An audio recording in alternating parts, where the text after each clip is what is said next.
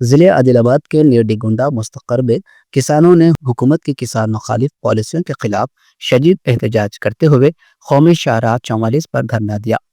इस अचानक एहतजाज के बायस शाहराह पर कई किलोमीटर तक गाड़ियों की कतारें लग गई और ट्रैफिक निजाम दरहम बरहम हो गया।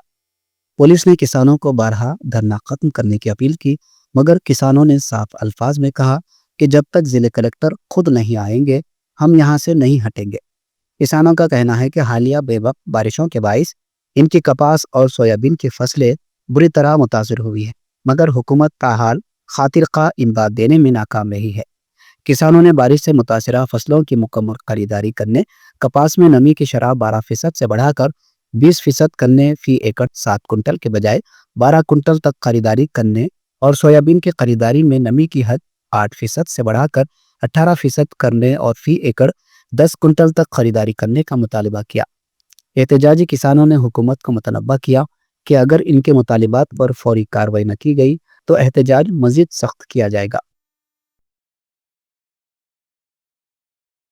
పొలం బాట విడిచి రోడ్డు మీదకి ఎక్కారంటే ఈ కేంద్ర రాష్ట్ర ప్రభుత్వాల మొండి వైఖరి వల్లనే అకాల వర్షాల వల్ల నష్టపోయినటువంటి పత్తి పంట, సోయా పంటకు నిబంధనలు సడలించి సిసిఐ వారు తేమ శాతం 20% పెంచి అదేవిధంగా 12 క్వింటాలు ఎకరాకు పత్తి కొనుగోలు చేయాలని మరియు సోయాబీన్ కూడా ఎకరాకు 10 క్వింటాలు కొనుగోలు చేసి రంగు మారిన ధాన్యాన్ని కూడా కొనుగోలు చేయాలని మా రైతుల తరపు నుంచి మేము విజ్ఞప్తి చేస్తున్నాం.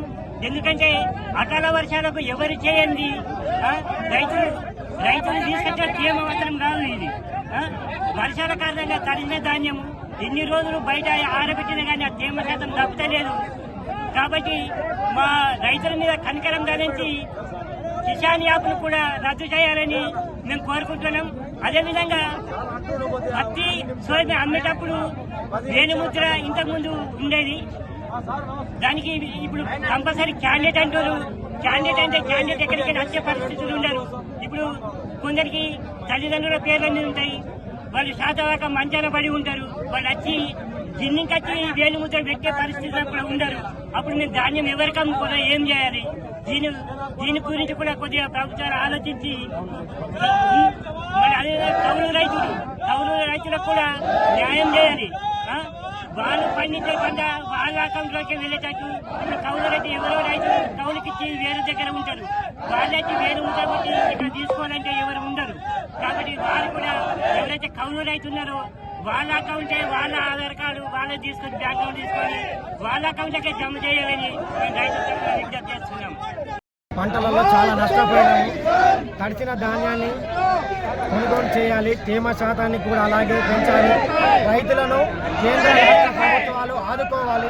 రైతులు రాజు చేస్తున్న ఏడల ఈ ప్రభుత్వాలు ఏ రైతుని రాజు చేసే విధానంలో లేవు. రైతుని ఆదుకోవాలా, రంగుమారిన ప్రతి గింజను కొనుగోలు చేయాలా. రైతులు ఆత్మహత్యకు పాల్పడుతున్నారు కాబట్టి రైతులు రంగుమారిన గింజను ప్రతి గింజను కొనుగోలు చేసి 12 తేమ శాతం నుంచి 20 తేమ శాతం వరకు పెంచాలని కేంద్ర రైతులకు ఇది ఏం బాధ. ఫ్లాట్ బుక్ తెలంగాణ రైతులు వాడికి ఎట్లా, వాడు ఎన్ని రోజులు ఉండాలి, మార్కెట్లో ఎన్ని రోజులు ఉండాలి, మార్కెట్లో పత్తారం ఇవ్వమంటాడు, పత్తారం పోసి ఎన్ని రోజులు అంటున్నాడు, వ్యవసాయం చేయమంటారా లేకపోతే బంద్ ఇదా? రాజకీయ నాయకులు కానీ ఏ గవర్నమెంట్ కానీ మాకు ఇచ్చింది లేదు, మేము తీసుకునేది రైతు బంధు అంటాడు, రైతు బీమా అంటాడు, రైతు బీమా ఇచ్చింది తీసుకున్నాడు. ఫసల్ బీమా అంటాడు, ఫసల్ బీమా 2 సంవత్సరాల ఈ కాంగ్రెస్ గవర్నమెంట్ ఎప్పుడు ఇచ్చిండు? ఎప్పుడైనా చేసిండా? చేస్తా అద్దరి కుర్చీలు పట్టుకొని తల్లావుడే కానీ ఇది వేసింది లేదు, మేము మోసింది లేదు. రైతు ఎన్నటికైనా అందుకే మందు కాల్సి వచ్చే కాలం వస్తుంది. మీరు ఇప్పటికైనా పత్తి రైతులను ఆదుకోగలరని తేమ శాతాన్ని 15% అన్న